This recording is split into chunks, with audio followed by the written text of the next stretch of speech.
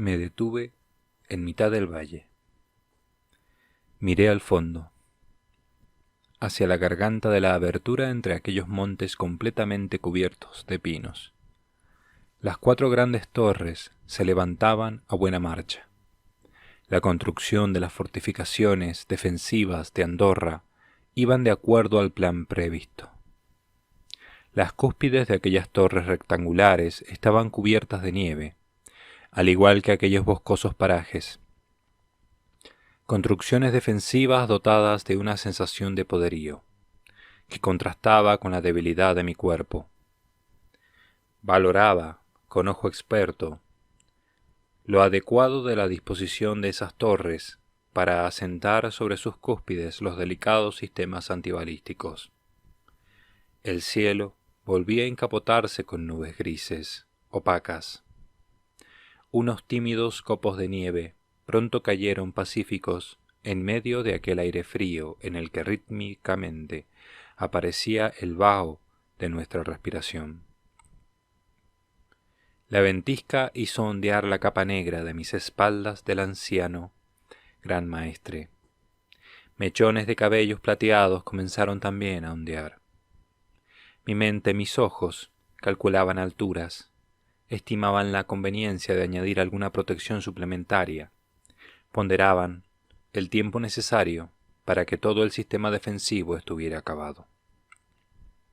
Detrás de mí y mis oficiales, 30 soldados a caballo nos escoltaban a prudente distancia. Las capas de todos se movían en un aire donde la nevisca arreciaba por momentos. Algunos de aquellos militares acababan de llegar de África y era la primera vez que experimentaban aquel frío pirenaico.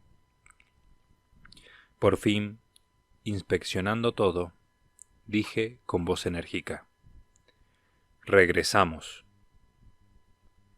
De cerca, todavía recorrí y revisé las construcciones que había mirado a lo lejos. Algunos de los que seguían mis pasos, como el mariscal von Gothenburg, era uno de los recién llegados de Somalia. Acababa de llegar hacía unas horas, y todavía no sabía qué hacían todos esos templarios, casi todas las fuerzas de la orden templaria, en uno de los más pequeños estados de Europa. Por la tarde daría satisfacción a sus preguntas. De momento veíamos desplazarse más y más columnas de hombres hacia lo más profundo de aquellos valles. 50.000 hombres instalados o instalándose en los grandes dormitorios de los búnkeres.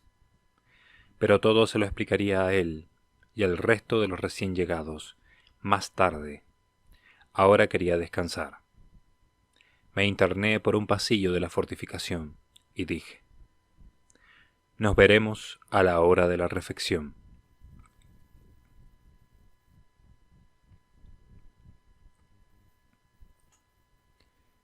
Epílogo. Me encuentro en este pobre escritorio de madera sin barnizar, escribiendo pacientemente mis memorias como un remedio contra el tedioso paso del tiempo, como un remedio contra el olvido de tantas cosas como me ha tocado vivir en una vida que es la mía, que dio comienzo de un modo completamente normal, y que ha acabado llena de cosas interesantes que no me gustaría que se perdieran para siempre. Aquí, en esta galería subterránea de Jerusalén, acuartelado con los últimos templarios, puedo ya narrar el desastre del Principado de Andorra. La batalla y nuestra caída. Hubiera deseado morir en esos verdes valles pirenaicos con las botas puestas, pero la plana mayor fue unánime. Un maestre me cogió del pecho y me gritó: «Algunos deben salvarse de esta matanza. Todos preferimos que usted esté entre ellos». Le hice caso. Y ahora vivo. Aquel oficial que con rostro crispado, rojo, me agarró por la pechera, tenía razón. Convenía que algunos de la orden se salvaran de la hecatombe. En ese caso, no era oportuno que el capitán se hundiera con la embarcación. Eso hubiera sido muy poético, pero teníamos el deber de plantear las cosas con una visión práctica. En la guerra siempre debemos ser prácticos.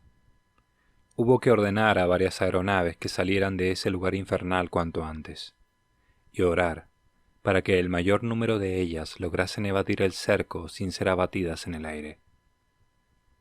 Que la cabeza del temple se salve, fue la estentórea orden que recibí de mis subordinados.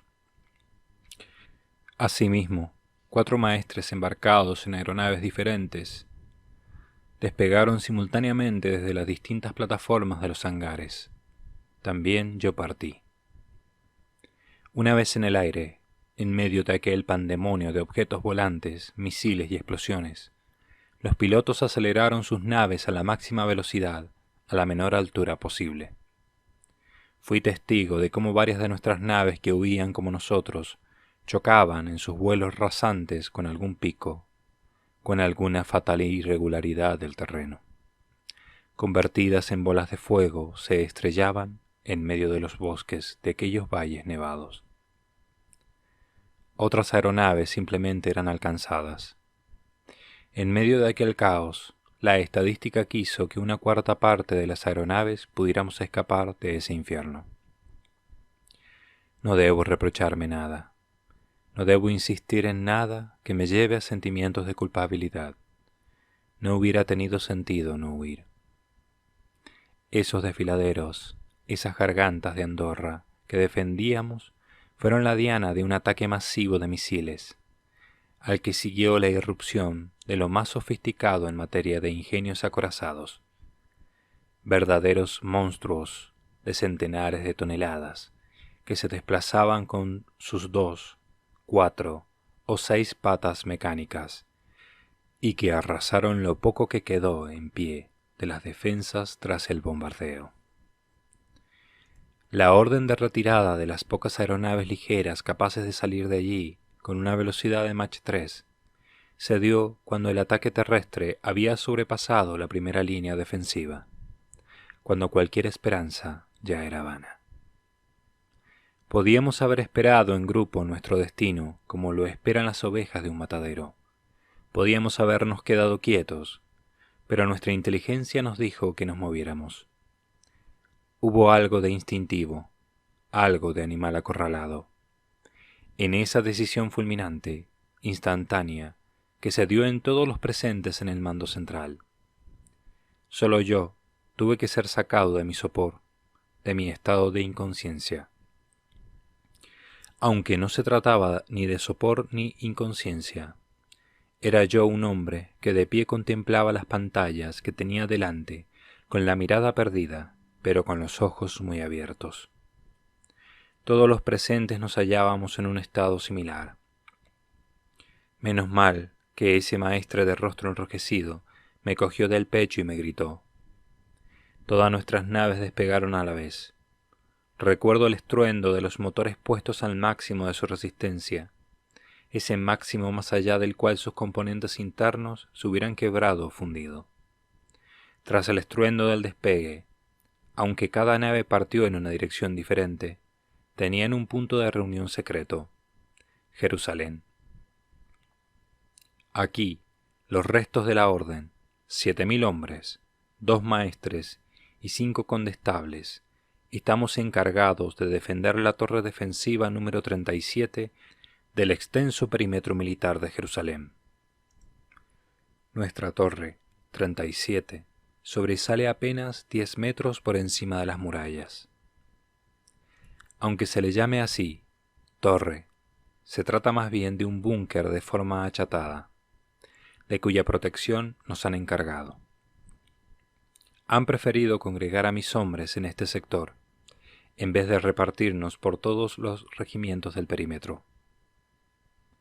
La primera orden de los templarios nació en Jerusalén, y por un capricho de la historia, aquí estamos de nuevo.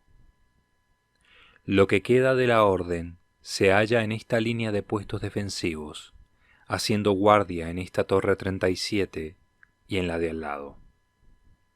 Nuestros barracones se encuentran bajo tierra, situados justo detrás de ese conglomerado de hormigón que defenderemos hasta la muerte. Ni siquiera yo, el gran maestre, tengo habitación privada.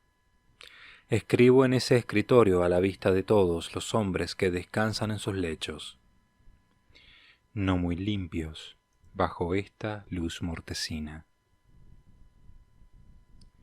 Siempre hay silencio, porque a cualquier hora del día siempre hay gente durmiendo. Los turnos de vigilancia no se interrumpen ni de noche ni de día. Cerca de un año duró nuestro acantonamiento en Andorra. 11 meses en los que sufrimos la desolación interna de ver cómo nuestros castillos repartidos por el mundo fueron cayendo. Desplazar nuestras fuerzas a Andorra supuso dejar en cada uno de ellos una decena de personas. Desprotegidos, casi vacíos, fueron ocupados por los distintos estados en los que estaban situados. Los pocos que nos iban quedando preferimos venderlos rápidamente y trasladar a nuestros hombres a Andorra. Al menos obtuvimos algún capital, un capital para invertirlo en más armas y provisiones con que defender una tierra que se iba a convertir en sinónimo de nuestro desastre. Nigeria, Liberia, Mauritania, Senegal. Hubo que abandonar en todas partes nuestros castillos, la casa madre y la plataforma soberana en medio del mar Índico, los últimos reductos del orgullo del Temple. La plataforma. No tenía sentido concentrar los restos de la orden en un punto en medio del mar. La congregación había nacido para defender. No había nada que defender en medio del océano. Me emociono recordando lo bajo que habíamos llegado. Apenas puedo contener las lágrimas pensando que los que habíamos nacido para defender al prójimo nos estábamos encargando a duras penas de defendernos a nosotros mismos. En la plataforma del Índico no había nadie a quien defender. Esa fue una de las razones por las que habíamos trasladado allí a los miembros ancianos y enfermos de la congregación. Nunca imaginamos que el escenario de intereses geopolíticos iba a sufrir una abrupta transformación. Las hostilidades entre la República Europea y la Liga Asiática cambiaron radicalmente el panorama en los mares cercanos a Asia. Para nosotros resultaba imposible defender una plataforma a tantos miles de kilómetros de distancia. No podíamos enfrentarnos a lo imposible. Recuerdo las caras desoladas de los miembros del Gran Capítulo. Todo aquello fue muy amargo, pero las decisiones fueron unánimes. Logramos vender la plataforma a un pequeño país vecino, Nueva Caledonia. Una de las cláusulas del pacto incluía que ellos se encargarían de esos enfermos y ancianos. Dado que sabíamos que pronto nuestras comunicaciones entre nosotros y Georgeland se interrumpirían, consideramos que lo más prudente era hacer algo que asegurara el futuro de esos ancianos y enfermos, aunque solo fuera un poco, aunque esa seguridad solo consistiera en un papel. Al firmar ese papel, sabíamos que no podíamos comprobar el cumplimiento de esa cláusula, que no podríamos exigir nada, que pronto todos iban a luchar por su supervivencia, que la ley de la selva se aproximaba a pasos agigantados sobre toda esa zona. Cuando uno no puede hacer nada, se siente la tranquilidad de no tener remordimientos, solo amargura.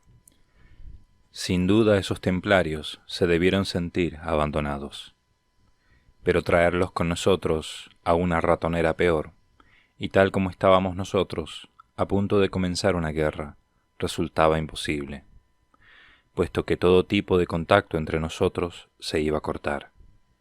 Entiendo que hicimos lo correcto. Apenas conseguimos efectivo para pagar a la firma internacional de abogados que se encargó de todos los contactos entre ese estado y nuestra orden. No tuvimos que trasladarnos a Asia. En esos momentos, trasladar una nave hasta Oceanía y no visitar a nuestros hermanos hubiera sido un gesto ruin. Pero, ¿cómo podíamos aterrizar? ser recibidos y comunicarles que habíamos vendido esa plataforma? No, no podíamos.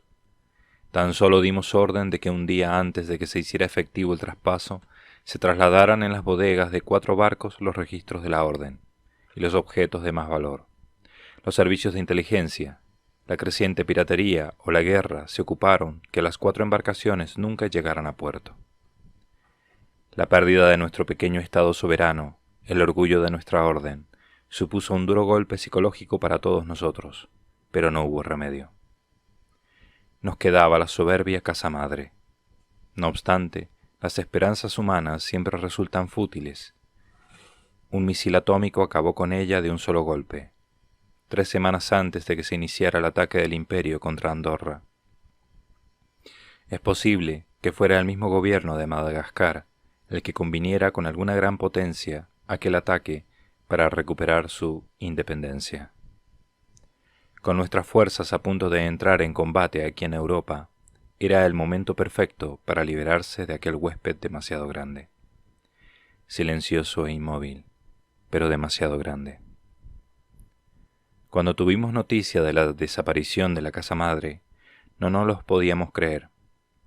¿Será posible explicar la consternación, las caras de desaliento, de infinita aflicción, que embargaron a la plana mayor templaria en el centro de comunicaciones cuando llegó la noticia? Habíamos dejado 4.000 hombres acuartelados allí. Nunca hubiéramos cedido la casa madre por nada. Era el último reducto, nuestro último refugio si todo fallaba. Dudamos si comunicar o no a nuestras tropas la noticia. La desolación que sentíamos había sido tan indescriptible que nos preguntamos si debíamos exponer a todos y cada uno de nuestros soldados a sufrir ese mazazo que nos había sacudido desde la cabeza a la planta de los pies. La casa madre, con todos los archivos de la orden desde su fundación, sus claustros, sus criptas, sus cálices, los mimados volúmenes de su biblioteca, todo, era ya un recuerdo, un lugar maldito por generaciones a causa de la radiación. Se tomó la decisión de no decir nada a nuestras tropas.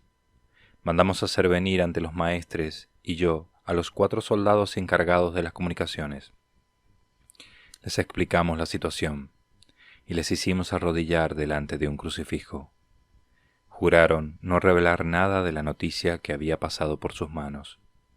Y fue así como en la mente de los templarios la fortaleza de San Miguel seguía tan esplendorosa como siempre. Seguía siendo un motivo de esperanza, aunque ya no existía. Para ellos era la retaguardia por la que todo soldado lucha, el lugar donde quizá se retirarían en su vejez. Después de la progresiva caída de nuestros castillos, uno a uno, con torturante lentitud, después de la desaparición del Estado templario del Pacífico, después de la pérdida de nuestra fortaleza de San Miguel en Madagascar, había quedado aquello. Unos hombres completamente entregados, valerosos y nobles, dispuestos a la defensa de aquel principado con vida. 50.000 vidas de 50.000 idealistas. Pero Andorra se hundía. Nada podía contener aquel ataque masivo de misiles.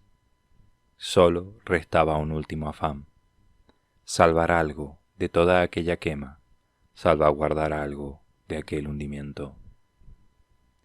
En medio de aquella guerra mundial, el Estado de Israel también se preparaba para luchar por su supervivencia. Nos unimos a su destino. Éramos ya solo 7.000 hombres, una gota en su ejército. Hoy como ayer, día tras día, durante horas, leo y releo las líneas del Apocalipsis. Medito sus páginas aquí, en tierra hebrea, donde empezó todo.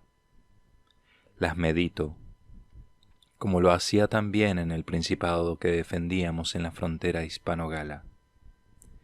Medito esas páginas y me pregunto una y otra vez si esto es el fin no sólo de la orden. Decir que la Iglesia se bate en franca retirada en todos los países sería presentar un panorama demasiado optimista. La realidad es que la Iglesia está desapareciendo en todas las naciones. Las palabras de la profecía son claras. Las puertas del infierno no prevalecerán sobre ella. Unas palabras griegas escritas con una frágil caña sobre un papiro. La profecía resuena frente a una realidad que nos grita lo contrario. Únicamente nos queda esperar que los ejércitos de Gog y Magog se reúnan contra esta santa ciudad. Si el libro del Apocalipsis fue escrito por la mano de Dios, combatimos en el lado de la verdad, del bien. Si el Apocalipsis fue mero fruto de la mente de los seres humanos, seremos recordados en las miles de generaciones que están por venir, como se recuerdan ahora las pirámides. Si hay un después, tras la lucha por la defensa de esta ciudad, entonces nuestra obra, la de la Iglesia, se recordará como una obra faraónica. Y los templarios serán una parte más de esa obra colosal, unas piedras más, integradas en sus muros más que bimilenarios. El Apocalipsis nos asegura que no habrá un después en la historia humana. El tiempo será interrumpido por un juicio final. Si hay un después, eso habrá significado que hemos luchado en el bando equivocado. Desde este escritorio de madera, escrito en las inmediaciones del punto final de la historia. Si este no es el punto final, entonces, como dice San Pablo, somos los más desgraciados de los hombres. Creo que nadie puede evitar pensamientos, tentaciones, más bien de este tipo. Estamos al borde de comprobar la veracidad de miles de años de fe. Hasta hace 2 meses, a Jerusalén seguían llegando más y más cristianos, más y más judíos. Esta ciudad se ha convertido en un odre, lleno hasta su justo límite. Más allá de su límite, al menos una ciudad no puede reventar. El cerco de la misma ha resultado casi un alivio. ¿Cuánto más hubiéramos podido resistir esta afluencia de refugiados? Aunque esta misma pregunta supone falta de fe, este odre divino no puede reventar. La ciudad santa puede acoger a todos. Estoy decaído. Eso es lo que me pasa. A pesar del decaimiento, todos nos hacinamos en la confianza de que el Dios de Abraham, de Isaac y de Jacob proteja a sus refugiados en medio de una persecución tal como no tenía lugar desde la época de los Césares y de los soviets. Ayer, se ha dicho de paso, en una de esas cámaras subterráneas se eligió un nuevo papa, Lino II. Sea cual sea la respuesta que uno dé a las preguntas anteriores, desde la fe o desde la falta de ella, humanamente hablando, parece claro que ya no habrá más papas. Hemos sido testigos de la última elección papal. En fin, defenderemos esta Torre 37 mientras sea posible. Si nos hemos equivocado, lo hemos hecho con la mejor de las intenciones. Que Dios se apiade de nosotros. Si no existe ese Todopoderoso, la nada nos engullirá. Nuestro mundo, todo nuestro mundo de órdenes religiosas, de curias vaticanas y episcopales, de dogmas, y todo eso resultará indescifrable para las generaciones futuras. Requerirá de tantas explicaciones que se volverá indescifrable, incomprensible. Ya no solo no será creído, sino que ni siquiera comprendido. Nosotros habremos sido los constructores de un mundo tan denso, oscuro e impenetrable, que constituirá un misterio por los siglos de los siglos. Pero esto es una tentación, Otra, en medio de esta presión que sufrimos los hacinados aquí. La duda se plantea en mi mente, pero mi voluntad está firme. La última batalla parece que va a tener lugar entre mi mente y mi voluntad, pero esperaré contra toda esperanza. Junto al cajón superior de esta escribanía hay un pequeño equipo de música cubierto de polvo. Lo miro ensimismado y aprieto una tecla. Comienza el primer coro de la Pasión según San Mateo. Descanso mi mano, levanto la vista. He escuchado esta música infinidad de veces a lo largo de mi vida. He escuchado infinidad de explicaciones. 2 coros, 2 orquestas, 2 órganos, 4 solistas en cada grupo. Una coral en modo mayor, proclamando la inocencia de Cristo. Otra coral en modo menor, acentuando el sufrimiento de Jesús. Las voces comienzan su diálogo, escuchado tantas veces a lo largo de los siglos. Venid, hijas, uníos a mi lamento, mirad. ¿A quién? Al amado. Miradle. ¿Cómo? Como un cordero.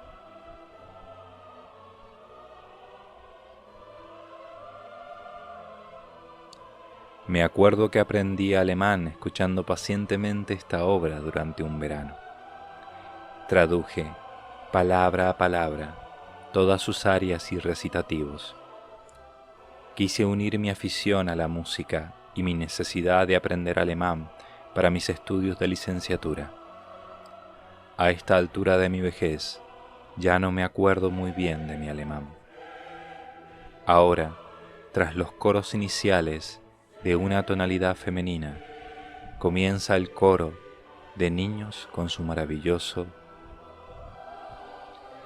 «Oh, Cordero de Dios, sin pecado, sacrificado en la cruz, siempre paciente, pese a ser despreciado».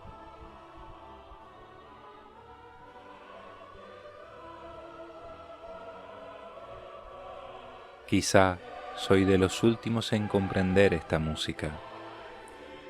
La redención, la cruz, el papado, indulgencias, bulas, libros de ceremonias sacramentales, sillas gestatorias, tiaras, santo crisma, incienso, confesiones.